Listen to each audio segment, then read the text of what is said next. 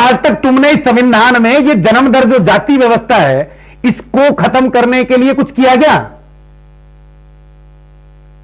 क्या किसी ने एक सवाल भी उठाया आज तक? आर्य समाजी मनुस्मृति के लिए घूम रहे हैं, आरएसएस वाले मनुस्मृति लिए घूम रहे हैं, विश्व हिंदू परिषद मनुस्मृति लिए घूम रहा है। तो क्या आज तक मनुस्मृति के एकदम विपरीत जो संविधान के ड्रामे ने, ब्राह्मण का लड़का ब्राह्मण होगा चाहे उसे आता कुछ नहीं हो, शूद्र का लड़का शूद्र होगा चाहे वो कितना ही विद्वान हो, कितना ही कर्मठ हो, चाहे उसमें क्षत्रिय बनने की क्षमता हो, लेकिन तुमने उस शूद्र के लड़के को शूद्र ही कर दिया। और यहां पूरी दुनिया आज के दिन में केवल शूद्र और वैश्य चला रहे हैं, यहां पंडित और क्षत्रियों के लिए जगह नहीं है। क्यों तुमने नहीं मिटवाया उन कागजों में कि जातिगत कि जन्म के आधार पर किसी भी व्यक्ति को परिभाषित नहीं किया जा सकता? पिता डॉक्टर है तो बच्चा डॉक्टर है यह जरूरी नहीं है, लेकिन पिता ब्राह्मण है तो पुत्र ब्राह्मण है। क्यों भाई? किसने कहा तुमसे? नाई ने बाल काटने छोड़ दिए, जाति नाई है। चरमकार ने जूता बनाना छोड़ दिया, जाति चमार है। कुम्हार मटके बना नहीं सकता, पका नहीं सकता, लेकिन जाति कुम्हार है। क्यों है भाई? लोहे का सारा काम कंपनियों से हो रहा है, कभी टाटा स्टील, कभी ये स्टील, कभी वो स्टील, खुरपे तक कंपनियां बना के बेच रही है, लेकिन जाति लुहार है। बदलवाया क्यों नहीं? हम बदलवाएंगे, और बदलवाएंगे नहीं, बदलेंगे, क्योंकि हमें संविधान नहीं चाहिए। किसी को अच्छा लगे या किसी को बुरा लगे, और दुनिया में शासन हमेशा क्रूर व्यक्ति करते हैं। राजा को गर्म होना चाहिए, व्यापारी को नरम होना चाहिए, औरत में शर्म होनी चाहिए। आज की यह व्यवस्था यह हो गई कि औरत में शर्म नहीं बची, व्यापारी में नरमी नहीं बची, और राजा गर्म नहीं बचे। सारे के सारे दास हैं। WHO ने कह दिया भारत के किसानों की जमीन लूटनी है तो बिल लागू कर दिए। माताजी ने कह दिया कि वैक्सीन जरूरी है इसलिए वो लगानी है, तो यहां ये बिल वापस कर दो। तो एक आदमी कृषि मंत्री भी बन जाता है, एक आदमी पूरी संसद बन जाता है, और वो घोषणा कर देता है बिल वापस होंगे। मनुस्मृति ये कहती है कि हर हालत में सच बोलो और दिए गए वचन को पूरा करो। संविधान ये कहता है कि सच कभी बोलो ही मत।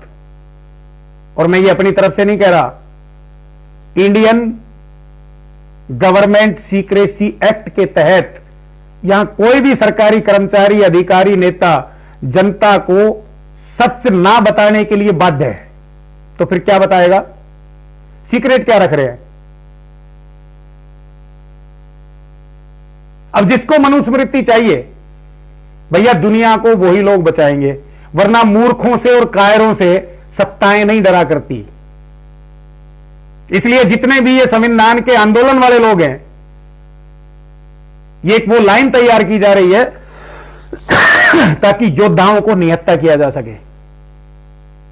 जब से ये आंदोलन नाम का ड्रामा पूरी दुनिया में चालू हुआ, तब से पूरी दुनिया के क्रूर शासक बरकरार है, कोई भी उनके खिलाफ नहीं बोला। यहूदियों के खिलाफ जैसे ही ईसा मसीह ने, कायर व्यक्ति था इसलिए हथियार नहीं उठा पाया, तो युद्ध की परिभाषा खत्म हो गई, और उसके चाहने वालों ने सरकार के खिलाफ नारेबाजी लगानी चालू कर दी। क्या ड्रामा हो रहा है यार?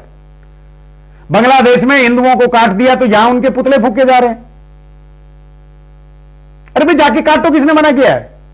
लेकिन दम नहीं है, अब वो दम पैदा करना पड़ेगा। इसलिए मनुस्मृति तो अब लानी पड़ेगी। जिसको लानी है वो ड्रामेबाजों का साथ छोड़िए, और हम बताएंगे क्या करना है। क्योंकि इन अंग्रेजों का, लुटेरों का सिर्फ एक ही शस्त्र है, रुपया। जिसके आगे फेंकते हैं वो इनका कुत्ता बन जाता है, और कुत्ते कभी भी न्याय नहीं कर सकते। कुत्ते हमेशा मालिक के सामने दुम ही हिलाते हैं। उन कुत्तों को कोई मतलब नहीं है कि आपको चोट लगेगी, आप भूखे रहेंगे, आप प्यासे रहेंगे, आप मरेंगे कि आप जिएंगे। और ये कुत्तापंथी आज पूरी दुनिया में चल रही है, आप देख रहे हैं। कभी लॉकडाउन के नाम पर, कभी व्यापार बंद करने के नाम पर, कभी बीमारी ना होते हुए भी जीवन नाशनी देने के नाम पर। और ये सरकारी कुत्ते आकर कहते क्या हैं? मेरी तनख्वाह बंद हो जाएगी इसलिए तुम ले लो, भैया मुझे क्या तनख्वाह मिल रही है? तुझे तनख्वाह मिल रही है तो तू ले, अपने परिवार को दे। मेरे ऊपर कोई दंड है क्या? तनख्वाह में से मुझे हिस्सा देता है क्या? मुझे तेरी तनख्वाह नहीं चाहिए। सारे के सारे ये कह रहे हैं कि सरकारी मशीनरी को चिट्ठियां लिखो। अरे भैया सरकारी मशीनरी को चिट्ठियां क्यों लिखो? इन सारे डॉक्टरों को चिट्ठियां लिखो कि अगर मेरे परिवार का कोई मर गया या मुझे कोई दिक्कत हुई तो उसके बाद में तेरे बारे में मुझे सोचना पड़ेगा। लिखो चिट्ठियां अगर दम है तो। लेकिन कोई नहीं बताएगा। क्यों? क्योंकि मर्द पैदा करने बंद करने हैं ताकि राजा की सत्ता सलामत रहे। राजा को सिर्फ एक बात से डर होता है कि योद्धा उसके सामने खड़े ना हो जाए। आज थोड़ी खांसी हो रही है, ठंड लगी हुई है। आज का वीडियो सिर्फ इतना ही। कल के वीडियो में आने वाला जो जाल है 2-4 दिन बाद बनाऊंगा। उस जाल में किस तरह से आपको फंसाया जाना है। हो सकता है कि जीवन नाशनी के खिलाफ एक आंदोलन खड़ा हो और 100% डिजिटलाइजेशन तक वो आंदोलन चले और उसके बाद आपकी गर्दन पकड़ के आपको पिंजरे में ठोका जाए या आपको कब्र में ठोका जाए, उसकी तैयारियां चल रही है। इसलिए दोनों में से एक काम करिए। या तो सरकार के बिना जिंदा रहना सीखिए और या सरकार के सर पर चढ़कर तांडव करना सीखिए।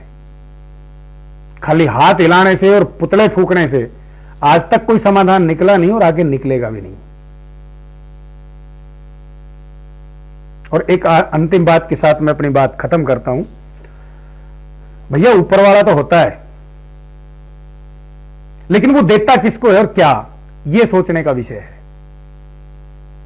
ऊपर वाला धूप देता है, ऊपर वाला वर्षा देता है, ऊपर वाला हवा देता है, ऊपर वाला कई तरह की गैस देता है। उससे किसान को फसल मिलती है, गाय को चारा मिलता है, उस गाय गोमाता से हमें दूध मिलता है, उस फसल से हमें भोजन मिलता है, उससे पेड़ बनते हैं, उससे लकड़ियां मिलती है, उनसे हमें शुद्ध हवा मिलती है। इसलिए ऊपर वाला केवल किसान को देता है,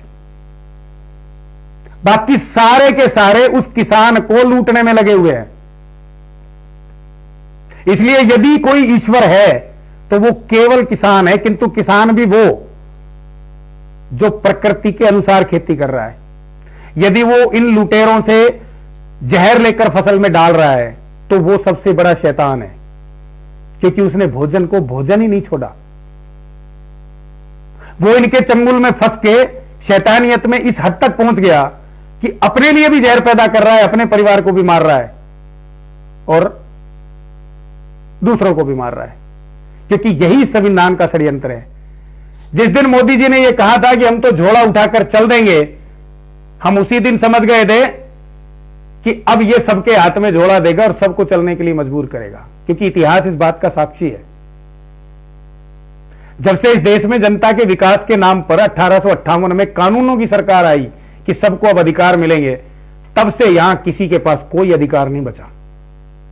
जब यहां श्वेत क्रांति आई तो जनता के गिलास में दूध नहीं बचा। जब हरित क्रांति आई तो किसानों के खेत में अनाज नहीं बचा, प्योर जहर बन गया और किसान आत्महत्या करने लग गए। जब से इस देश में कोर्ट बने तब से इस देश में अपराधियों की बाढ़ आ गई और पीड़ितों की शामत आ गई, किसी को न्याय नहीं मिला। जब से जनता ने समृद्धि के नाम पर रुपया अपनाया तब से इस पूरी दुनिया की जनता गरीब हो गई। जब से स्वास्थ्य विभाग आया तब से हर कोई बीमार हो गया। जब से यहां इरिगेशन डिपार्टमेंट की शुरुआत हुई तब से यहां किसान प्यासे मर रहे हैं और इरिगेशन के नाम पर नहरें बनाई जाती है और पानी पूंजीपतियों को दिया जाता है। जमीन के नीचे दिन ब दिन पानी जाता जा रहा है इरिगेशन डिपार्टमेंट बनने के बाद, और जो पानी है भी उसको इतना गंदा कर दिया, ना वो फसल के लायक है ना वो पीने के लायक है। आखिर किस पर विश्वास करें, कब तक विश्वास करें? घटनाओं को छोड़िए, क्रियाओं पर ध्यान दीजिए, परिणाम पर ध्यान दीजिए। उसके बाद पता चलेगा कि राम जी वास्तविक थे या इस संविधान को पालने वाले अंग्रेजों के नौकर वास्तविक थे? जिन्होंने वेतन अंग्रेजों से लिया, अंग्रेजों के लिए काम किया, उनकी चाटुकारिता की, क्या वो वास्तविक हो सकते हैं? यदि वो हैं तो भैया आप ब्रिटेन जाइए, महारानी जी के पैर पकड़िए। भारत में तो वो रहेगा जो रावण को खत्म करने के लिए काम करेगा। नहीं तो ये रावण आपको खत्म करने पे लगा हुआ है। ज्यादा से ज्यादा आपके पास 2-3 साल का समय मैक्सिमम है, मैक्सिमम। इसी के साथ आप सभी को नमस्कार, सभी छोटों को आशीर्वाद। जो करेंगे वो मिलेगा, इसलिए कर्ता बनिए, क्योंकि कर्ता ही ईश्वर होता है।